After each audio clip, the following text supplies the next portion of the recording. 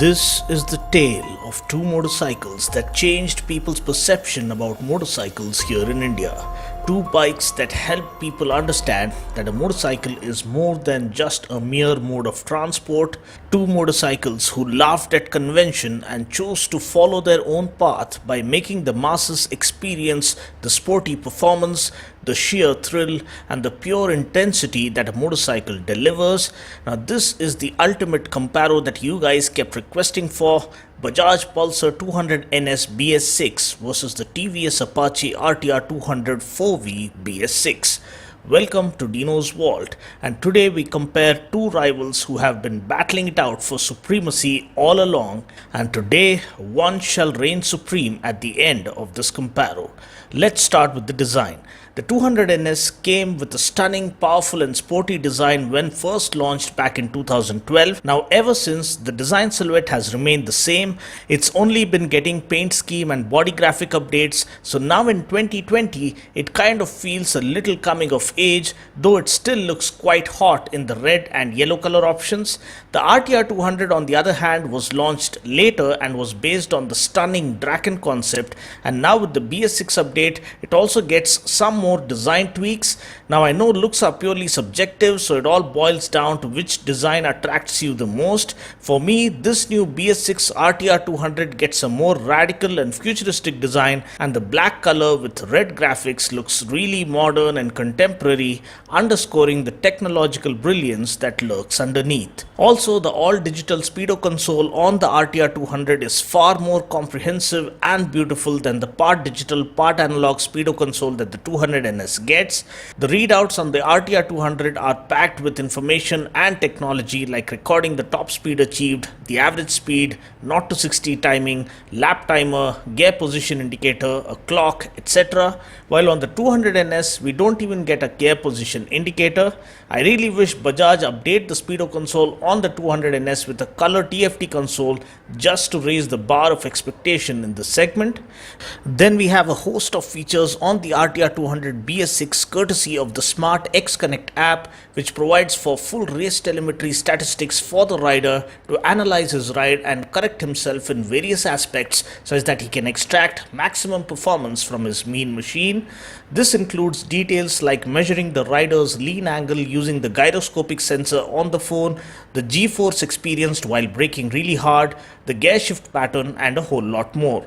The clincher, however, is the fact that this Bluetooth-enabled app-based technology called the Smart X Connect also offers turn-by-turn navigation on the dash, which is truly remarkable. We also get call and SMS alerts on the go. Now, another life-saving feature that the RTR 200 offers is the crash alert system. Now, how this works is as soon as the bike senses a crash, the system enters the crash alert mode, and within 120 seconds, it notifies the rider's emergency contacts with the location of the fall and also lists the nearest hospital such that the rider can be rushed there on time. Now, this is as comprehensive as it gets, and kudos to TVS for going the extra mile in ensuring complete rider safety at the end of the day. We also get a dedicated I button on the handlebar to trigger the smart features on the system. Now, on the 200 NS, we don't have this kind of technology being made available, so for the modern day rider and the smarter generation of digital India who like to fine-tune their riding skills and perfect the art of racing,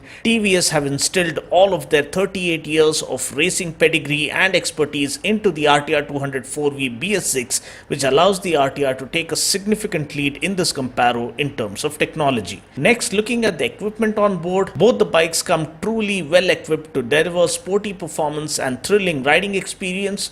The 200 NS gets a perimeter frame which offers superb rigidity and balance, and this coupled with the Nitrox gas-charged rear monoshock and the box section swing arm offer brilliant handling characteristics. The RTR 200 gets a race origin double cradle split synchro stiff chassis which has been engineered using the multi-body dynamics analysis, which increases the vehicle stability by 25% and offers superb riding dynamics. Further aiding this is the KYB monoshock and the box section swing arm that lend the bike amazing handling characteristics. Now, this is what makes this comparo super interesting. You can't differentiate one from another. Both the bikes try to offer the best they can. Both the bikes justify the features they have on offer. It's almost like the Iron Man and Captain America battling it out in Civil War. and it's really tough to pick sides. Talking about the suspension, both the bikes get 37mm telescopic forks up front, but TVS offers KYB or Kayaba suspension. Now KYB is a Japanese giant who manufactures shock absorbers. The legendary Graham Crosby's Daytona winning superbike had Kayaba suspension, so you know that you get quality equipment with the RTR 200 4V. Now though the front end feel is brilliant on both the bikes, the direction changes happen much more quickly on the RTR because of its streamlined bodywork. Now further aiding this is the meticulously sculpted aggressive tank cowl that is aerodynamically engineered to achieve lesser downforce to offer superb handling at all speeds. The seats are of better quality on the RTR2. We get premium quality foam and there's enough room on offer for the rider to quickly move around and change positions while tackling back-to-back corners. It's not that the Pulsar's seat is bad. The 200NS also gets good quality seats, but it is slightly on the harder side and the foam cushioning doesn't feel as good as that of the RTR. Another significant feature of the RTR is the double barrel exhaust. Now I fell in love with the bass heavy exhaust sound when I heard the first gen RTR 200 for the very first time. Now it doesn't change all that much now with the BS6 model. The bike still offers a throaty exhaust note which has been a signature trait of the RTR family.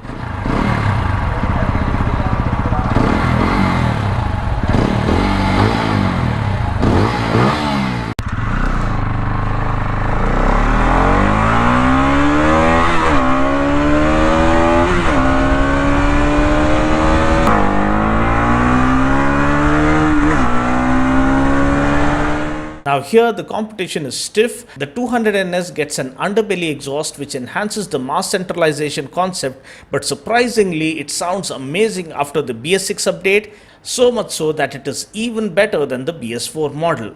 I can call it a tie here when it comes to the background score offered by both of these machines. Now one thing that's new with the BS6 RTR 200 is the all new LED headlamp with the LED position lamps. Now I do like the new layout. I feel it is a radical design which will grow on you. Now the LED headlamp is supposed to offer better light spread while consuming lesser battery. The 200NS on the other hand continues to get a halogen setup, and I really wish Bajaj updates the bike with an LED headlamp soon. We then have yet another unique and practically useful feature that TVS have introduced with the RTR 200 4V BS6 model. It's called GTT or glide through traffic. Now what this does is it gives the bike a slight head start as you release the clutch, just like the crawl feature or creep function that we see in the cars. First of all, you don't have to use the throttle to move ahead, just let go of the clutch and the bike starts gradually crawling ahead. Now this comes in handy in bumper to bumper traffic in offering a fatigue free riding experience. Well, the Pulsar however doesn't get this feature. Now further extending its lead in this comparo, the RTR also gets brand new rubber with the BS6 update. We now get Eurogrip Pro Torque SR radial tires for the RTR 200, whereas the Pulsar 200NS continues to get the MRF zappers, which don't do justice to the kind of explosive performance that the 200NS has on offer. The RTR 200 also gets new redesigned rearview mirrors which offer a better field of view. The 200NS does get decent rearview mirrors as well, but the mirror stock is shorter, so the rider cannot view the mirror with a glance.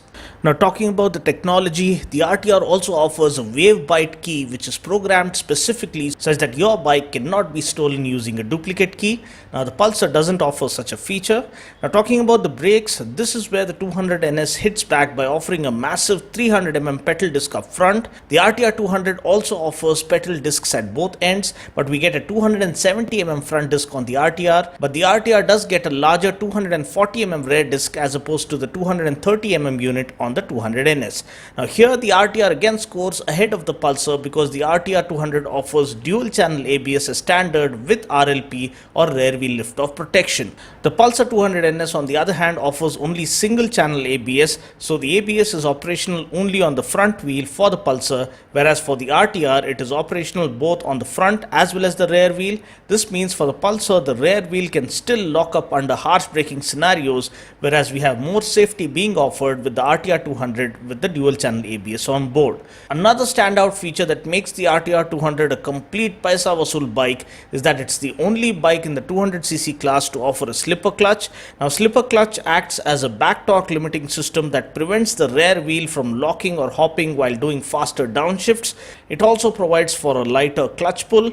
The Pulsar doesn't get slipper clutch, and though the Pulsar also offers a lighter clutch since the BS4 update, the clutch feel is better on the RTR 200 because of the slipper clutch. Now, talking about the engine, both the bikes get fuel injection now, which means the fueling is precise, and this ensures that precise amount of air fuel mixture enters the combustion chamber. This results in better throttle response, better performance, and better mileage overall. Now, the Pulsar gets liquid cooling, whereas the RTR 200 gets oil cooling. Now, liquid cooling is a more effective way in keeping a check on the engine temperature and preventing it from overheating when the bike is pushed to its limits. Now, talking about pushing the bikes to their limits, both the bikes get 4-valve engines, which means we get 2 inlet valves and 2 outlet valves, which allow the engine to breathe easy even at higher RPMs. Now, this results in a smooth, high revving performance. Both the bikes now get BS6 compliant engines, which means both of them are more environment friendly now. The Pulsar comes powered by a 199.5cc engine that puts out 24.5 PS of max power at 9,750 RPM and 18.5 Newton meters of max torque at 8,000 RPM, and we get a 6-speed gearbox. The RTR 200, on the other hand, comes powered by a 197.75cc engine that puts out 20.5 PS of max power at 8,500 RPM and 16.8 Newton meters of max torque at 7,500 RPM. The RTR gets a 5-speed gearbox. Now, both the bikes offer good initial pickup and superb mid-range surge. You can cruise on both the bikes at around 100 km per hour effortlessly. Now, the Pulsar enjoys an advantage here because it comes with a 6-speed gearbox. It also puts out more power and torque than the RTR, so the Pulsar can achieve a better top speed. But for the layman who's going to use his bike for daily office commutes and go for the occasional weekend ride, both the bikes deliver almost similar kind of performance. Engine heating is well controlled in both of the bikes. High speed stability is great for both. The RTR gets a shorter wheelbase compared to the 200NS, so this results in better flickability and quicker direction changes. The RTR is also 3 kgs lighter, so it enjoys the weight advantage. The suspension is ideally tuned for both the bikes such that you enjoy plush ride quality through the city streets and great stability on the highway straights. The 200NS, however, gets a slightly harder seat, so comfort is better on the RTR 200 because the seat is ideally cushioned. Now, coming to the verdict, the 200NS is for those who do a lot of highway riding. If your daily commute involves more highway riding, then the 200NS is ideal for you. Now, where the RTR really shines is with its versatile character. You can use it within the city. It is lighter and easier to flick around. It is less tiring to ride. It feels rock solid on the highways even while doing triple-digit speeds. The bike can be enjoyed thoroughly at track day events. It comes better equipped with dual-channel ABS and slipper clutch. We get a better equipped speedo console, and it gets a host of smart features on board, which truly makes it the ultimate value for money proposition. Now, despite offering so much more, the RTR 200 is still 1,000 rupees cheaper than the 200NS. The RTR 204V is priced at rupees 1,27,500 ex-showroom, whereas the Pulsar 200NS is priced at rupees 1,28,531 ex-showroom. So if I were to suggest one bike at the end of this comparo, it has to be the RTR 200 because TVS have earned this by offering so much more. The 200NS is no doubt a monster machine that gives the higher capacity bikes a run for their money in terms of performance, but here it just feels a little left behind because of the several ahead of its class features that the RTR comes packed with now. If only TVS can add in that extra 6th gear that the Apache tribe has been always craving for, then this bike can become kind of a benchmark in this segment. Throughout this entire comparo, you would have noticed how closely matched these two bikes are. Both of them enjoy a huge following among the masses. Both of them continue to challenge their own limits to outperform each other, and there's no denying that these two bikes will always remain as legends in the history of Indian motorcycling. Well, this concludes my comparo video of the RTR 204V BS6 versus the Pulsar 200NS BS6. I just hope you found this video useful. I'll catch you guys in the next video. Until then, take care, God bless, and ride safe.